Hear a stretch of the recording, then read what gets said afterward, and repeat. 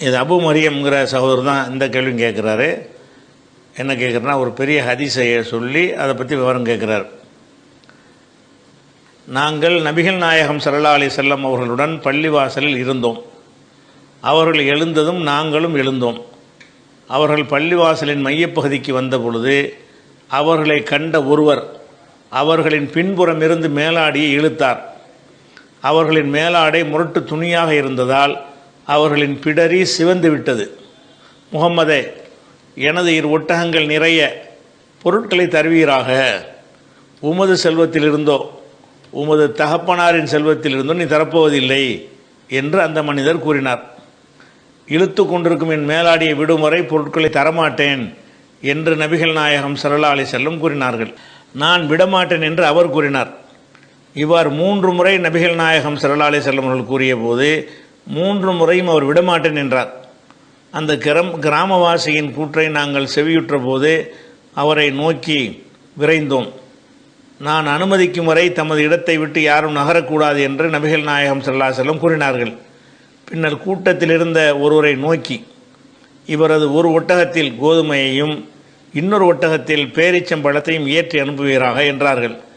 பின்னர் மக்களை நோக்கி புறப்படுங்கள் என்றார்கள். அப்படிங்கிற ஹதீஸு, அந்த ஹதீஸ் நசஈ, அபுதாவுத், அபூ ஹுரைரா அறிவிக்கிறாங்க. இந்த ஹதீஸுடைய ஆங்கில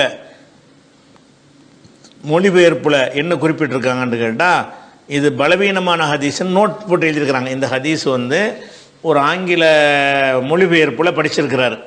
ஹதீஸுடைய ஆங்கில மொழிபெயர்ப்பில் போட்டிருக்கிறாங்க. அதுக்கு கீழே குறிப்பு என்ன கொடுத்துருக்குறாங்கன்னு கேட்டால், இது பலவீனமான ஹதீஸ் என்று சொல்லியிருக்கிறாங்க. அப்போ இது சரியான ஹதீஸ் இல்லையா அதான் கேட்குறார். இதை அபூ ஹுரைரா அறிவிப்பதாக இந்த ஹதீஸில் சொல்லப்பட்டிருக்கிறது. அபூ ஹுரைராட்டிருந்து யார் அறிவிக்கிறார்னு கேட்டால், ஹிலால் என்பவர் அறிவிக்கிறார். ஹிலால் என்பவரிடமிருந்து அவருடைய மகன் முகமது அறிவிக்கிறார். அப்போ முகமது பின் ஹிலால் என்பவர் தந்தை வழியாகவும் அந்த தந்தை அபூ ஹுரைரா வழியாகவும் அறிவிப்பதாக இதனுடைய அறிவிப்பாளர் வரிசையில் இடம்பெற்று இருக்குது. அதனால் என்ன செய்கிறாங்கன்னு கேட்டால், இவருடைய தந்தை வழியாகன்ற வருதில் ஹிலால் அவர் யார் அப்படின்னு அகமது இமாம்கிட்ட கேட்கும் பொழுது, லா ஆரிஃபுஹு, அவர் எனக்கு தெரியாது, யாருன்னு தெரியலை அப்படின்னு அவர் சொல்கிறார். அதே மாதிரி இவரை பற்றி அபு ஹாத்தம் ராசிட்ட கேட்கும்போது, அபூஹு லைஸ பி மஷ்ஹூரின், முகமது பின் ஹிலால் ஒரு நல்ல ஆள் தான், ஆனால் அவங்க தந்தைன்னு வர்றார்ல அவர் லைஸ பி மஷ்ஹூரின், அறியப்பட்டவர் இல்லை அப்படின்னு சொல்லியிருக்கிறாங்க. அப்போ இந்த சம்பவம் அப்படி இதே மாதிரியான ஹதீஸை சொல்வதாக இருந்தால், இது 3 சட்டையை பிடிச்சி இழுத்தாரு, 3 தடவை ரசூலுல்லாஹ் போராடினாங்க, அப்போ விடமாட்டேன்ட்டாரு அப்படிங்கிற விவரத்தோடு வரக்கூடிய இந்த ஹதீஸ் முகமது பின் ஹிலால் என்பவர் அறிவிக்கிறார்ல, அந்த ஹிலால் என்ற ஒரு ஆள் அறியப்படாதவராக இருக்கிறார். யாருங்கிற ஒரு டீட்டெயில் கிடைக்காத ஒரு ஆளாக இருக்கிற காரணத்தினால இது சரியான ஹதீஸ் இல்லை அப்படின்னு அவங்க போட்டிருக்கிறது சரிதான், சரியான ஹதீஸ் இல்லை தான். ஆனாலும் கூட இந்த கருத்தில் ஒரு முக்கியமான அம்சம் மட்டும் இடம்பெற்றிருக்கக்கூடிய இதே சம்பவம் தான். இதில் உள்ள பல விஷயங்கள் இல்லாமல் முக்கியமான விஷயங்கள் இருக்கக்கூடிய ஒரு ஹதீஸ் இருக்கிறது புகாரியில். அது சரியானதாக இருக்குது. அதில் என்னென்னலாம் இல்லாமல் இருக்குன்னு கேட்டால், அது முழுசாக சொல்வதாக இருந்தால், அனசு சொல்கிறாங்க, இது புகாரில் 6088வது ஹதீஸ். குன்த் அம்ஷி மா ரசூலில்லாஹி ஸல்லல்லாஹு அலைஹி வஸல்லம், ரசூலுல்லாவோடு நான் நடந்து போய் கொண்டிருந்தேன். அலைஹி புருதுன் நஜ்ரானியுன், நஜ்ரான் தேசத்தில் நெய்யப்பட்ட ஒரு மேலாடை அவர்கள் மீது கிடந்தது. கலீலுல் ஹாஷியத்தி, அதனுடைய ஓரப்பகுதி ரொம்ப கடுமையாக திக்காக இருக்கும், ஒரு மடித்து தைச்சிருப்பாங்க போல இருக்குது. ஓரப்பகுதி கடுமையாக இருந்த நிலையில் ஒரு நஜ்ரான் நாட்டில் நெய்யப்பட்ட மேலாடை பொறுத்திருந்தார்கள். அப்போ அதரகஹு ஆராபியுன், அவர்களை ஒரு கிராமவாசி அடைந்து ஜதபி ரிதாயிஹி ஜபதத்தன் சதீதத்தன், கட்டுமையான முறையில் மேலாடை போய் இழுக்கிறார். இழுத்தவுடனே இப்போ நலர்த்து இலா சஃபகத்தி ஆத்திகை நபி ஸல்லல்லாஹு அலைஹி வஸல்லம், ரசூலுல்லாஹ்வுடைய அந்த தோல் புஜத்தை நான் பார்க்கிறேன்.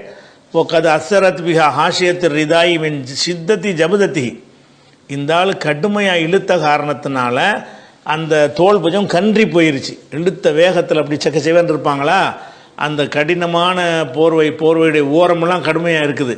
அந்த இதை அந்த ஓரை இழுத்த காரணத்தினால ரசூலுல்லாவுக்கு அந்த மேனியில் என்ன செய்கிறது, லேசாக கன்றி போன விஷயத்தை நானே பார்த்தேன் அப்படிங்கிறாரு அனசு. அப்புறம் சும்மா கால அந்த மனிதர் சொல்லுகிறாரு, யா முகம்மது முர்லி மின் மாலில்லா இல்லது இந்த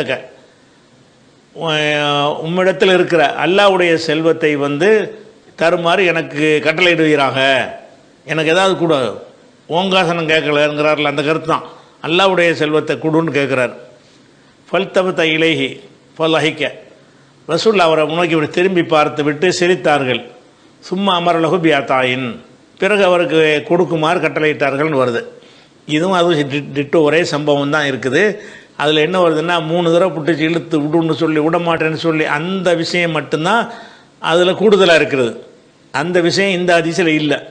பிடிச்சி இழுத்தாருங்கிற அளவுக்கு அது கரெக்டான சம்பவம் தான். பிடித்து இழுத்தாரு. ரசூல்லாட்ட நெஞ்சாரு ஓன் காசை கேட்கல அல்லாவுடைய காசை கேட்குறேன்னு சொல்லி கேட்குறாரு.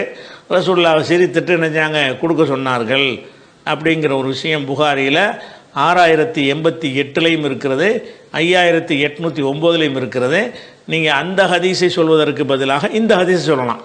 இதில் என்ன மைனஸ் ஆகிருக்குன்னு கேட்டால், அந்த பிடிச்சி வச்சுக்கிட்டு விடமாட்டேன்டார்ல 3 தடவை ரசூல்லா கேட்டு 3 தடவை விடமாட்டேன்னு சொன்ன அந்த செய்தியும், சஹாபாக்கள்லாம் அவர் அடிக்க வந்தாங்க அப்படிங்கிற ஒரு செய்தியும் அது இதில் இல்லாமல் இருக்கிறது.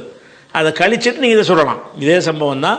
அதை கழிச்சிட்டு என்ன செய்யலாம், இதே மாதிரியான 2 ஒட்டகத்தை நிறைய கொடுத்தாங்கன்னு வருதில்ல, அது இதில் இல்லை. கொடுக்கும்படி கட்டளையிட்டார்கள்னு வருகிறது. அதனால் நம்ம ஹதீஸா இது சம்பந்தமாக நீங்கள் மக்களுக்கு தெரிவிப்பதாக இருந்தால் புகாரி 6088 5809 நம்ம என்ன செய்யலாம் சொல்லிக்கொள்ளலாம்.